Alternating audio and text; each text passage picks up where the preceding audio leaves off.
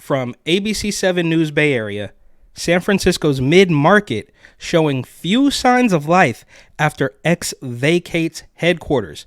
Oh, so you mean the downtown open-air drug market where rents are still through the roof, but you have to walk over needles and poop and around tents? That's struggling. Nobody really wants to be there. Nobody wants to live there. Businesses don't want to be there. And they've either been ransacked out of business or shut down by the pandemic pressures of San Francisco. Either way, my name's Eric. This channel is called Report and Opine. Please like, comment, share, subscribe, hit the notification bell. I'm absolutely begging you. I'm begging you, please. Come on, please.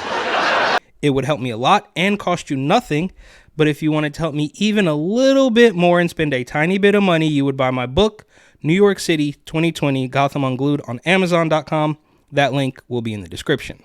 A week since X, formerly known as Twitter, officially vacated its headquarters in San Francisco. And that exit leaves a lot of questions about the future of the mid-market area. It's been struggling for decades, and ABC 7 News building a better Bay Area. Yeah, it's been struggling for decades. It didn't exponentially accelerate during the pandemic, right? We've heard people say, oh, well, San Francisco doesn't believe in crime anymore. You guys worried about consequences like from the police out here? What? San Francisco doesn't believe in crime. What are you talking about? You know what I'm saying? Shout out the DA, though. Oh, shout out London Breed, too. Remember that? I mean, and the crime was through the roof. The sideshows are through the roof. The smash and grabs are through the roof. The shootouts in the Mission District, only several minutes away.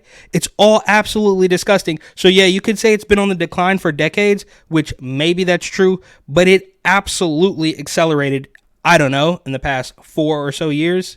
Reporter Leanne Melendez is here with more on what it might take to finally revitalize this area. I would say a lot.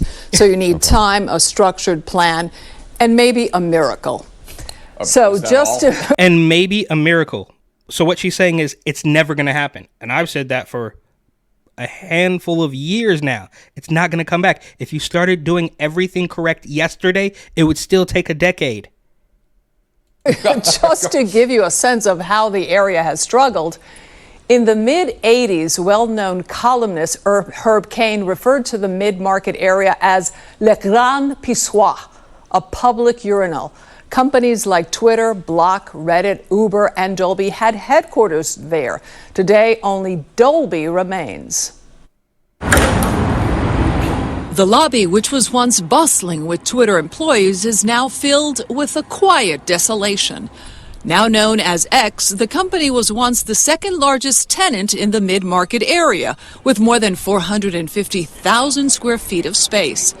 Nobody misses their business more than Ferit Ulyar, owner of Market Street Euro.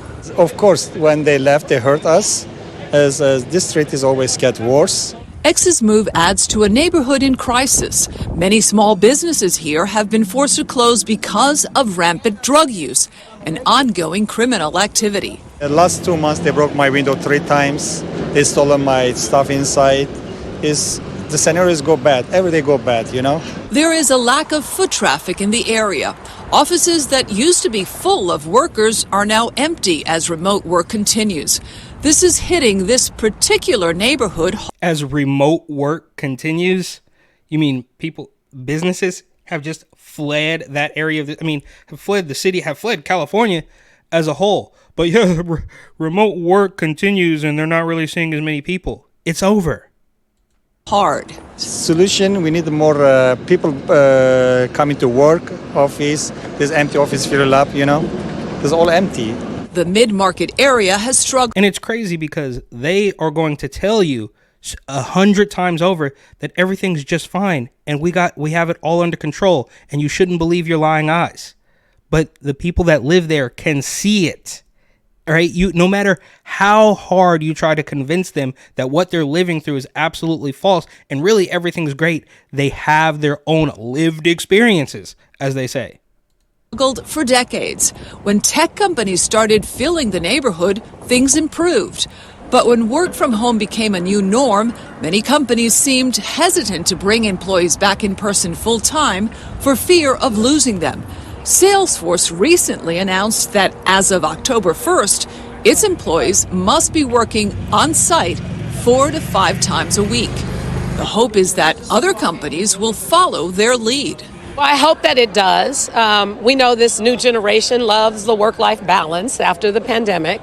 So what we want to do... No, you foisted that on people. That never would have been a thing. Yeah, people complain, we should have Fridays off, or I'm going to take a long weekend. But you foisted this on them and then try to pretend, it's just because of the pandemic. No, you did that. And then you went out dancing. I believe she also went to the exact same fancy French Laundry Napa Valley restaurant only one night after scumbag greaseball bang your wife Governor Gavin Newsom, while they were both telling you that you should stay home. But she went to the French Laundry, I believe, and she also went to a Tony concert, and that was legendary. These people are absolutely despicable, and they try to tell you, do not believe your lying eyes, believe us, even though people can quite literally live through it, and they just don't care. Is make sure that companies are doing their part. For whatever days a week. We're hoping it's at least 4. When it moved here in 2012, Twitter was seen by many in the city as the fortress that would economically strengthen the area. For 6 years, the city gave them a tax break. $70 million in tax revenue were lost. And the revitalization plans never really took off as intended. Last year, IKEA opened in the area, and this year, Salu Hall, a large food court, followed. Still, the vacant spaces are proof that the neighborhood has yet to turn a corner. Some mayoral candidates have proposed reopening Market Street to cars in order to help businesses. In early 2020... reopen Market Street to cars. Yeah, you could drive your car down here. Yeah, that'll get people back, bro. Nobody wants to go there. You are looking at decades of rehab. You are looking at different quote-unquote leadership. Nobody is going to buy this. Do you think anybody with enough money to invest in a business in San Francisco is going to go down there? I mean, there's just if you have been successful enough to make enough money and get enough startup cash or have the ideas or whatever, there's absolutely no way. They are mutually exclusive. If you have a good idea, you are not going to go to Market Street in San Francisco and try to start a business. It's not going to happen. The downtown area became a car-free corridor. Only public transportation and bicycles are currently allowed. But the San Francisco Municipal Transportation Agency reports that the number of bicycles in the city has dropped. In 2021, 4.7 million bicycles were counted throughout the city, from a high of 10.8 million in 2019. By using sensors embedded in the pavement, the agency can track bicycles. For example, there is one in front of the building that once housed X. By 2:45 p.m., only 1,005 bicycles and electric scooters on that day had gone through the mid-market area. Another plan that may help to revitalize the area is a recent law to convert empty office spaces into housing. The idea is to attract developers by offering tax incentives. That law was just signed and will have, we think, an impact at least adjacent to mid-market in the downtown core in San Francisco. But for many of the businesses who are trying to survive here, help can't come soon enough. Is there a point where you just say... Help can't come soon enough? What are you expecting them to do? What have they done in the past decade that leads you to believe they're going to help you in any way, shape, or form? I can't do this anymore. I can't. Of course I can't do anymore. That's why I say it's hard to survive.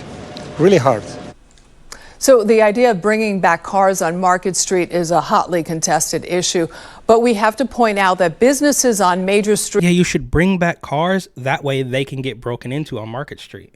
...streets and avenues in other cities like Fifth Avenue in New York, Michigan Avenue in Chicago are thriving. Now, what do they have in common? They have bicycles, buses, and cars. Yeah, okay. Bring back the cars. That's going to fix the entire problem. And we have seen this, right? They quote some guy from the 80s who says it was terrible. And perhaps that's true. It wasn't quite as bad when I was there in like the early 2000s. Maybe it was, and I just wasn't paying attention. But we have seen a sharp decline in the past 5 or 6 years.